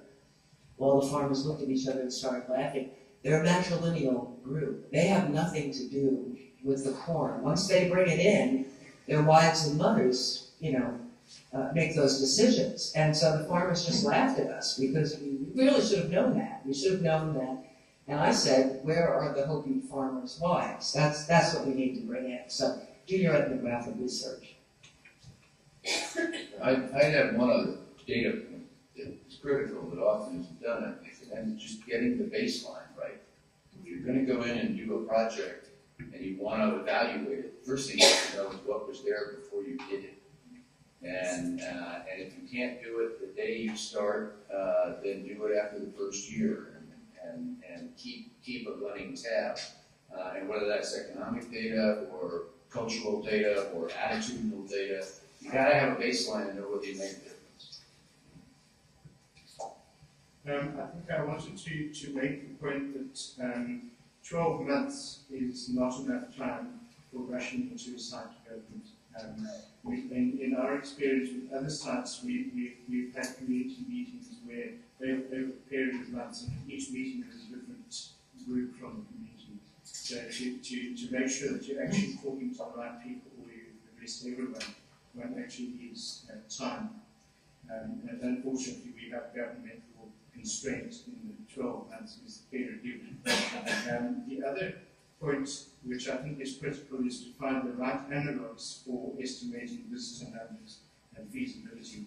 And we got it completely wrong with our project. We had a very fancy-looking feasibility estimates, which is really hyped the community, and the reality is walking within time to the ground.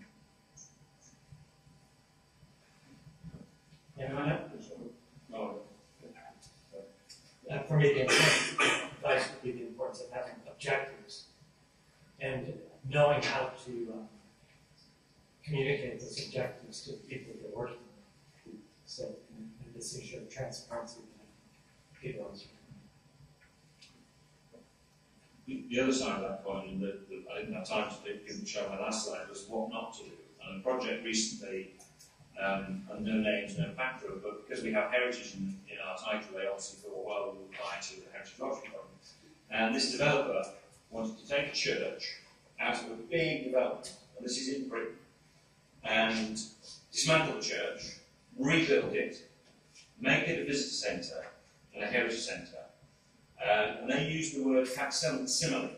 And I thought, well, is it a facsimile or is it a rebuilt church? But then what they wanted to do, in their new development, they wanted to have a multi-faith centre. And you thought, well, why not use what you've got? and leave it. I won't tell you whether they got the grant or not. No, I'm opening questions up to the floor. Anybody like to ask something? Hands up. All right, question. Hi, yeah, I was just wondering if you guys have found any applicability for the happiness index as a tool of economic measurement. I don't know, I think maybe in the United States with the controversy of national parks, maybe that would be an interesting tool. No. I would say absolutely yes. I think we should have a happiness index. But working for the Heritage Lottery Fund is kind of a happiness. Correct answers on behalf of those the universities will be like these factors. Yes. Apply those principles to its within program.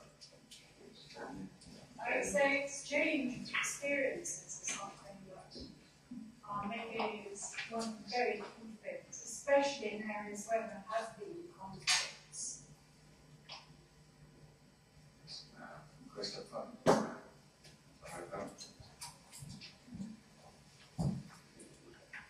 Yeah, I just make a comment from the outside. I listen here as a cultural economist to your accounts. First comment on the happiness index. My advice is not to do that because it doesn't say very much. But to do something likewise. We have moved beyond that, and is what you described about objectives. In order for me, if I were to evaluate projects, I don't think I have a clear idea as to how to do that with the projects that are occurred. And it has to be important that you are more explicit as to your objectives. But also what you talk about economic development. Is that the objective, or is it development of the awareness of the communities the objective? The two may coincide, but also can collide.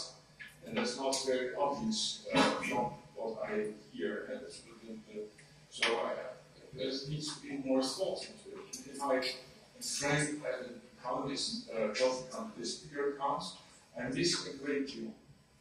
I miss, you guys are very good in avoiding the whole financial issue, the money issue. I hear very little talk about that. Whereas we know that's critical. Where does money come from? How it's spent? How it's organized? And for some reason, we sidestep that. Whereas for us, that is a critical information because it matters where the money comes from. Is it from mining companies? Is it from a foundation? Is it from the people themselves? And you come back to what I tried to say yesterday. The critical issue is that in terms of willingness to pay, sure is good, also the willingness to contribute. And how do these people participate? And what is their willingness to contribute? It's a critical part, I would say. So in other words, I'm saying that, and I'm not sure whether that's a contribution, it's up to you to decide and say, well, forget about the economy. But I actually think that is my advice, and what I see in other sectors happening. It really might hurt you if you don't, especially if there is a change of thinking that people are interested in. I see in other cultural sectors much more. And apparently it hasn't come your way yet, but that means that you have to be much more astute on it. And otherwise you are going to fall in all these economic traps yourself. And you go and come with the economic impact studies and they tell you that's really not a good idea to go that road. And it requires knowledge to sort of protect yourself once this economic based thinking enters the field. And so I have a description to pay more attention to this than anything else. I guess the closest thing to a congressman. I think you are quite right that one of the purposes of this conference was to begin that conversation about how we can introduce economic ways of thinking and the issues raised in economics into a field that has, partly for the reason you articulated, which is the heavy dependence on the G, always been legal realities that has archaeologists operating within the constraints of governance, as Jaime talked about earlier today. You know, this is a set of disciplines that lives in a government world in many respects unavoidably, and has been funded in a sense unavoidably on its own. And I think the challenge is both to begin to think about how to monetize and valorize these projects so that one can explain them to other funding sources and think about other ways to develop when these funding sources dry up. But it's a fairly new conversation, I think, in this field, and that's what we've been trying to accomplish here. So it's not that the economists don't matter, but there's a lot to be learned, and I think a lot of fuzziness in the concepts that has to be brought down to earth for all of us. Yeah, there's a lot of institutional and policy environments that seems to be quite important. The National Park Service is clearly national policy, national institutional framework. In the rock art context, you guys were clearly affected by the national, well, in the case of Kenya, you had a minister who was supportive, which was sort of helpful, but the overall institutional and policy environment may not have been so helpful. In the case of South Africa, clearly you were hurt by such a broad national institutional conditions. So I wonder where and how the archaeological community actually addresses those broad issues and deals with them as a community. So if you're working in South Africa, you have a forum in which you can actually explore how you are being affected in the region by the policy institutional environment and coalesce with others to try and change this so that you are ultimately ending up in a context like in, say, the US, where it's not always positive, and the direction can go to be negative too, but where you can influence the policy institutional environment in a positive direction. So I think that's an important aspect which perhaps this conference hasn't adequately covered.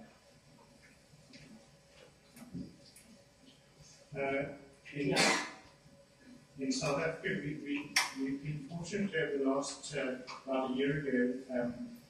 One of the national ministers actually pulled together a task team to look at the paleosciences, which include archaeology.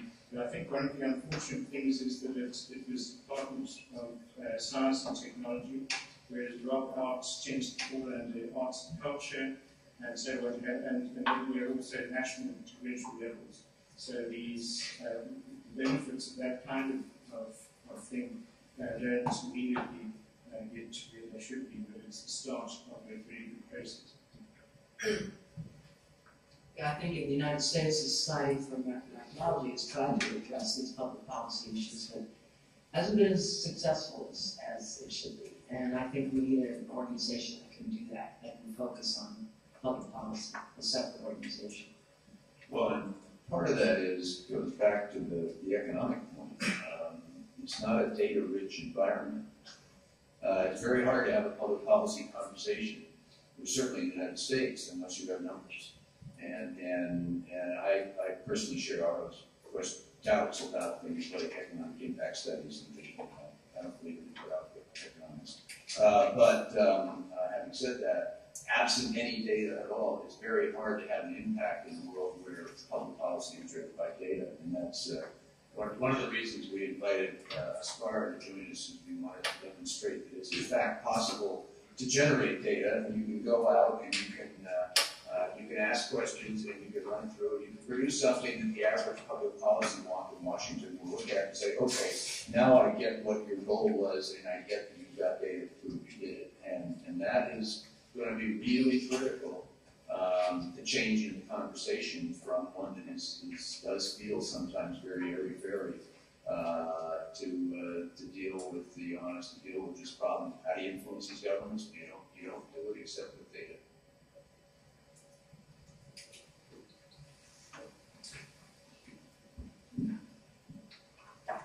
Well, I'm kind of interested that you said that, because in fact that segues into something I've thought a lot concerning corruption, which you sort of bring in governance. I really think that we underestimate the economic, reports of corruption. Whenever we have discussions about it in archaeology, it always gets put into a sort of discussion on ethics. And I'm not saying it's not an ethical situation, obviously it is.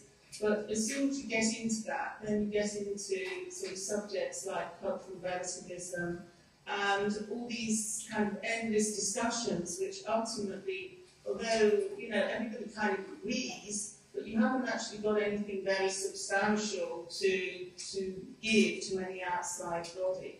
And I really would like to see a lot more sort of figures put on what is the real cost of corruption and not having systems of governance that you say. And certainly, I work in Italy, where the cost of it to cultural heritage is extremely tangible when you look around, but it is very hard to get. Everybody wrings their hands, but it doesn't come up with anything that can affect the policy.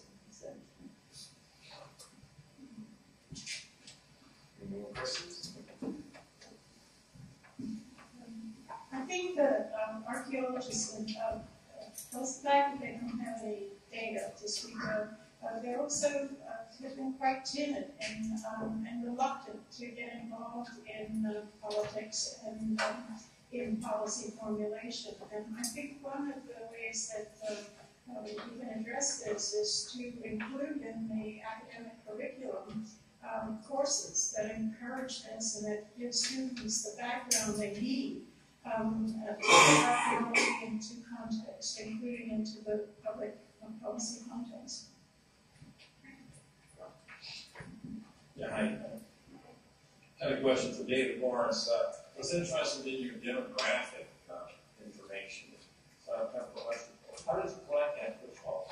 And secondly, how useful have you found it to be, and has that helped you direct your program and your fundraising efforts? Anything you have to say about that other projects? We've been running a questionnaire.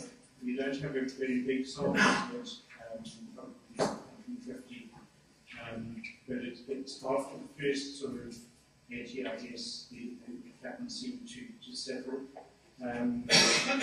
We have found it useful. Well, first of all, we've been told by tourism departments developers that the site ought to be able to attract 10% of the tourists coming to the province. And when we did our calculations, that would result in something like a 9,000% increase in our current visiting. So we were interested to know exactly who was coming to visit this Gould. We then found that it was a very different profile from people who go to, say, the Big Gould, which is the big diamond mining heritage site. And what we did find was that those who come to our site also go to a range of other smaller cultural and fairly discerning visitorship. We also found, what we did find was that people coming to Northwest Gould are not the ecotourism 4x4 trail, birding, camping, hiking, with more out gathering. And through that, I think we've identified a gap that we can address and to introduce something more of an ecological angle to the site to perhaps bring in a different subset of tourists. But it is still early days, and it's certainly worthy of pursuing the data and increasing them to understand more about this whole tourism thing.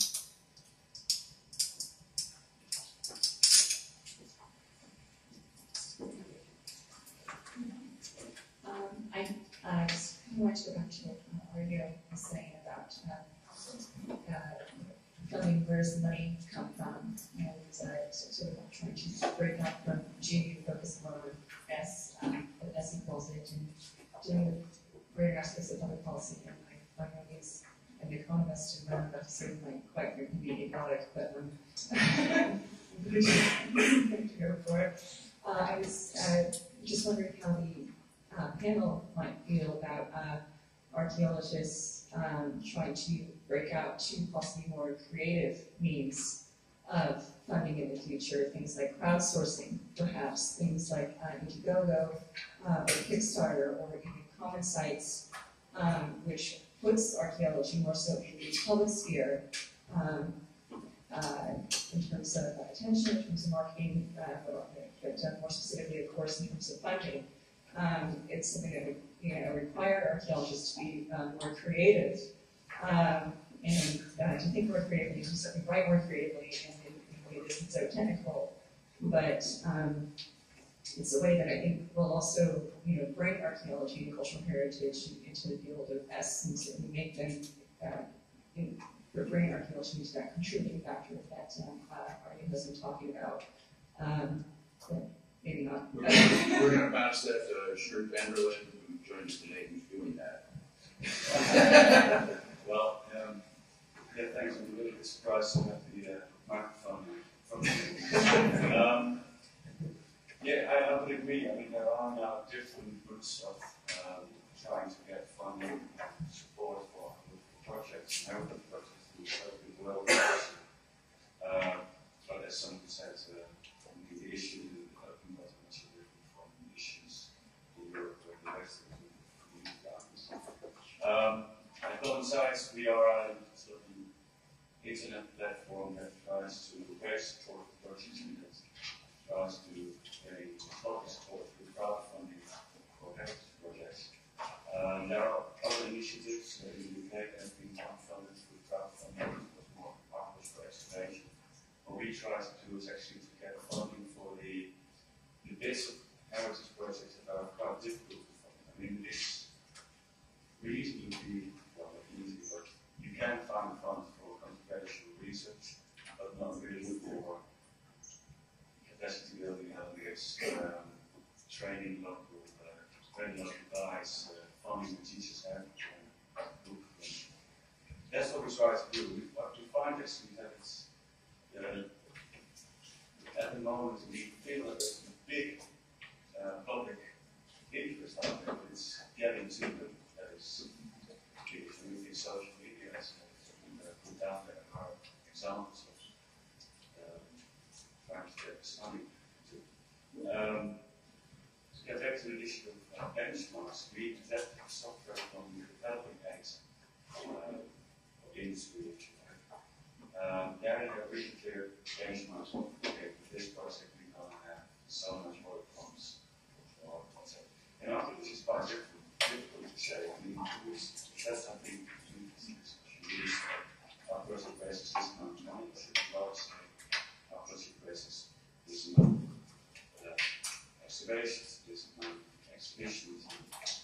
My question is, I don't know, should we really try to find financial information that is close to what we know? We just say, well, cultural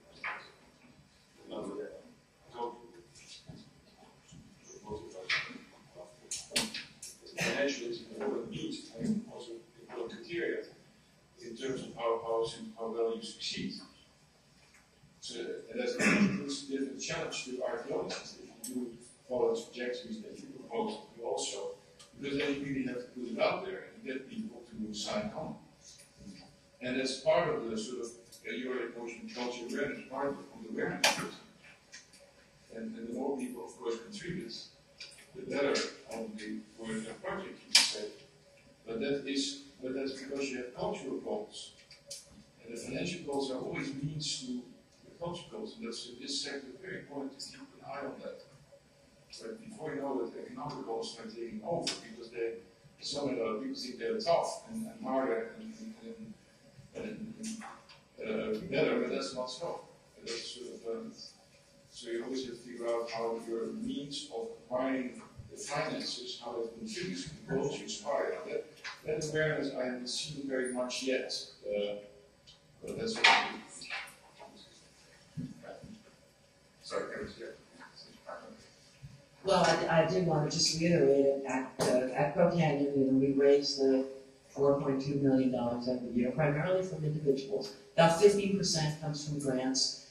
We have a gambling benefit too in the state of Colorado. the State Historical Fund funds that, but and National Science Foundation, et cetera. But the 85% is raised from individuals every year. And now, I was paying attention yesterday when you spoke about, you know, the trap you can fall into with that type of funding. And this did happen to us with Chimney Rock, trying to get that national monument. And our very conservative Republican congressman, we finally convinced him to introduce legislation in the House to declare that a national monument, but he was very specific, no additional federal dollars into that bill for that monument. Including one of the staff people called me and said, I woke up in the middle of the night thinking, signage. You're going to want money to put up new signs that say national monument. We can't have that. We can't have that. You know, the private sector is so supportive, let them pay for it. Well, we didn't fight. You know, we said, no, that's, the government has a responsibility to support these cultural resources, and we won't support the bill if it's written like that, and got them to change it. Because, you know, there's a responsibility of government, and when you do advocacy, you need to remember you're advocating on behalf of the cultural resource, not the congressman or the bill or anything like that. Keep your eye on that, and you will be able to support it always. And always remember, a congressman is only in for a term or 2 or 3 or 8. The national monument's forever. I like to just notice a disconnect. We're often a little bit in depth in the way we relate back to local communities with whom and in whose territory we often work. And one of the opportunities that I think things like common sites, the forms of communication and fundraising offers, is a way to change our way of reacting to and communicating with and engaging with those local communities. As an alternative use, which applies to commercial archaeologists like, which is that it increases the transparency of mining operations, which on behalf of the mining company can often be quite opaque. It makes them much more transparent, but it also means that that transparency is communicating between me and local communities, which has a lot of other benefits which probably go beyond this discussion. But it's all strengthening, I think, the cultural rather than the economic difference. I think it's wonderful to say that cultural goals are paramount, but let me simply say that in the absence of successful economic goals, we never get to the cultural goals, and so that they need, in fact, to be paramount. And anyone who doesn't believe that can come with me on a tour of empty site museums and visitor centers in Peru, because I can show you hundreds, which I'm sure you can do the same in various places that you've worked. It's wonderful to try to ascribe to this cultural utopia, but every project I'm hearing up here is endangered because it's not financially sustainable and viable, and you folks are therefore always scraping for dollars to maintain your social benefits. So for me, the financial goals are paramount, because without them, you never reach the cultural goals that you might want to get. That's a real mistake.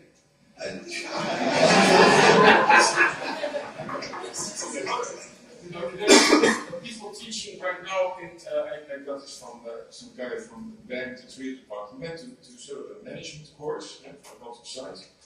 And then someone said that 3 important things for a museum. 1 is raising funds. 2, raising funds, and you can fill it with third one. So the purpose of the museum is to raise funds. Is that the purpose? Is that why we are in it for? You are not in it for raising funds. You are not in it for the tourism. That's not what you're in for. We are here in the creative sector. That your purpose is a cultural one. Then you get annoyed. It is really, yeah, because, and if it is true, you're vulnerable. And therefore, these people have to really work hard to get the finances a certain way. But the most important focus is on what we call war money. And that only works if you, in the common size that you do, that you have a real cultural purpose for your money. Otherwise, it wouldn't work. Otherwise, what you get is commercial enterprise that goes at the expense of what you're doing it all for. There's a real danger. But that's sort of my of falling for financial goals as you reach your purpose. There's a real danger. Can I just add a comment from a funder? Because we have this all the time. To what extent is it, and you're right, the museum is there to provide a wonderful place for educational activities, enjoyment, everything else.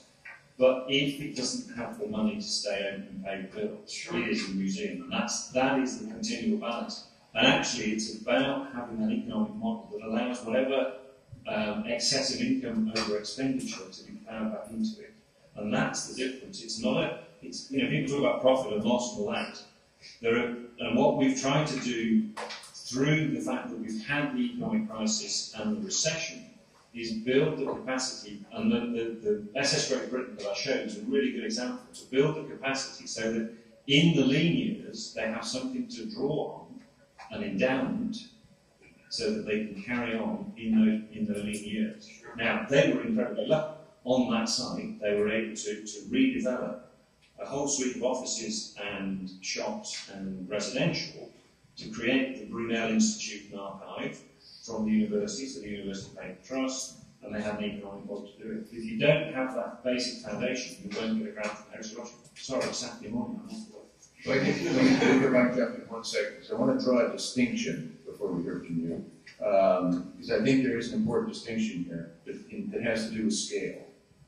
And the the scale point is, if you're talking about something that is at the literal lowest local community level, a lot of these failed site museums, things like that. I think Larry's premise, I'm on his board, so I'll state that one.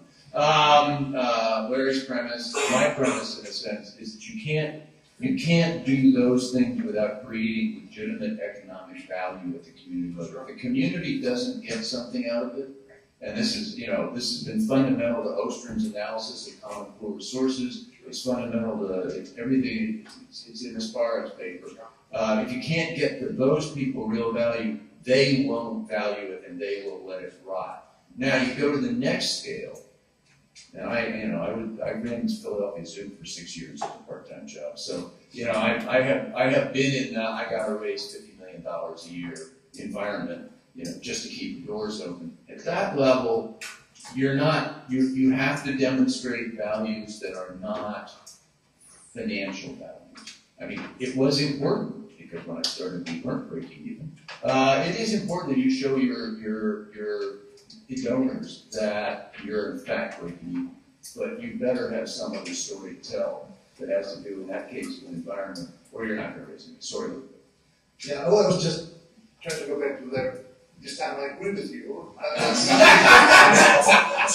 Something about the idea of sustainability is something that we share in different ways in all disciplines. And sustainability is for sure the condition to get anything else. But I was just going back to the institutional aspects.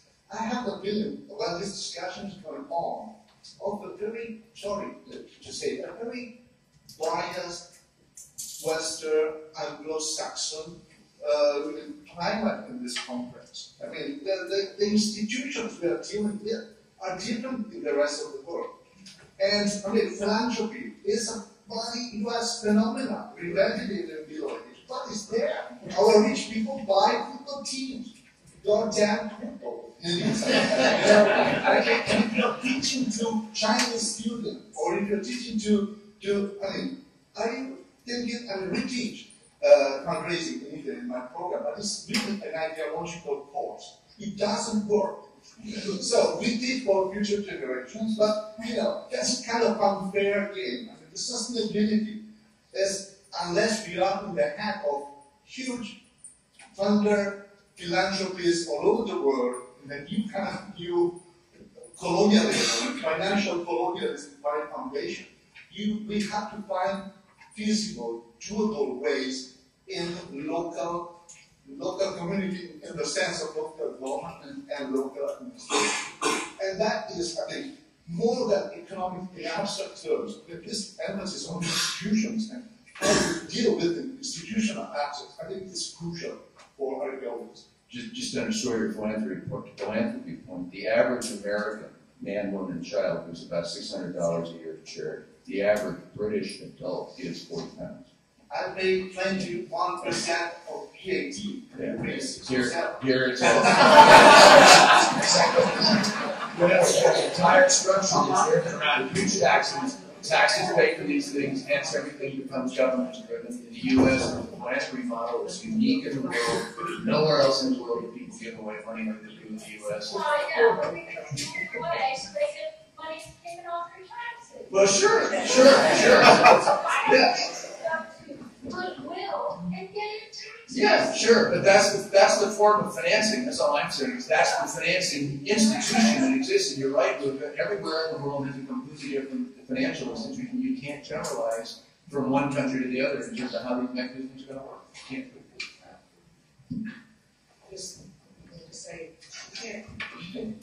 This is repeating pretty much what's been said, I'm afraid, but you can't get people to buy into a project that's designed to solve a problem that they don't have.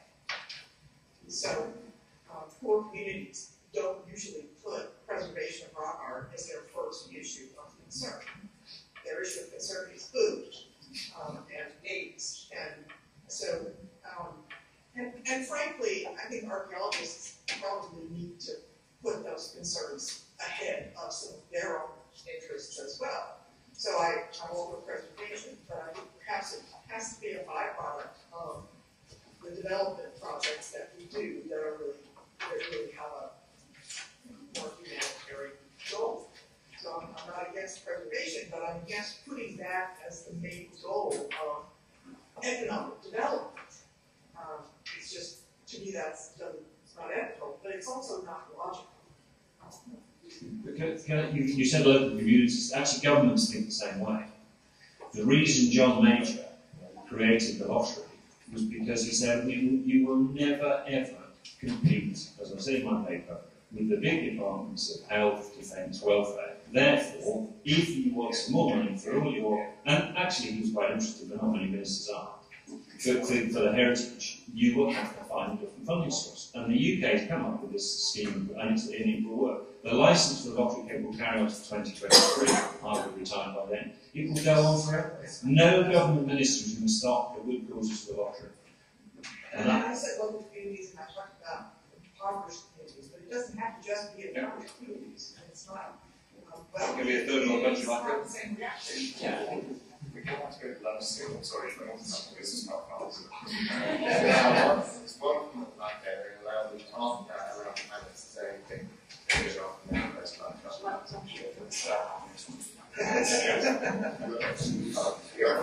It's just really quick one point on. Sorry,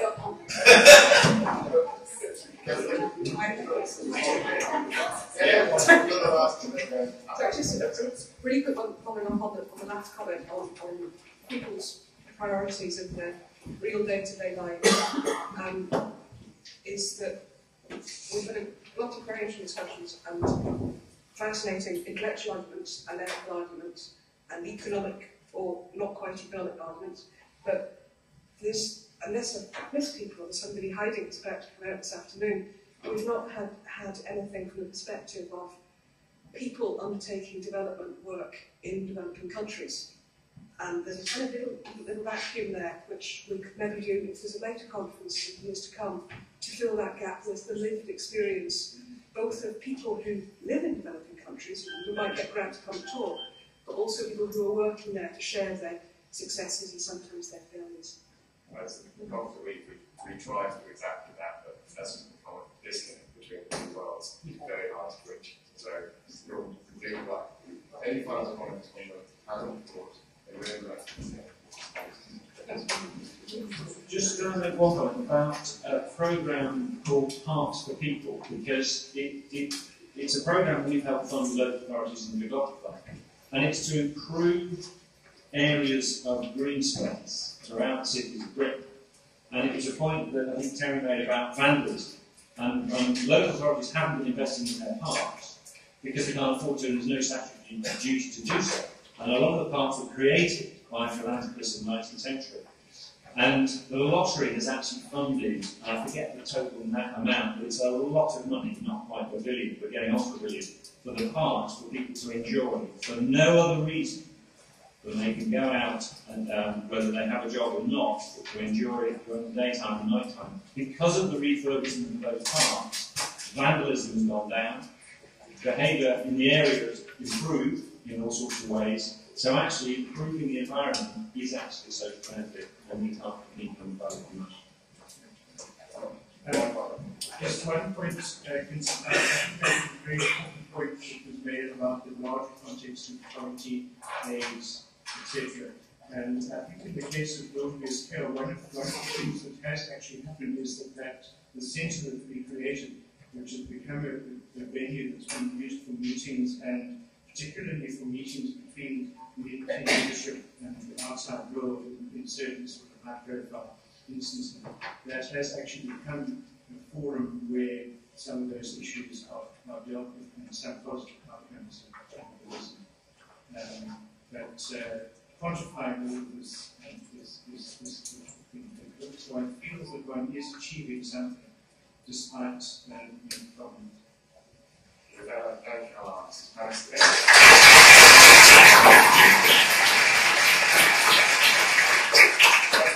Game on 6th floor, 2 going,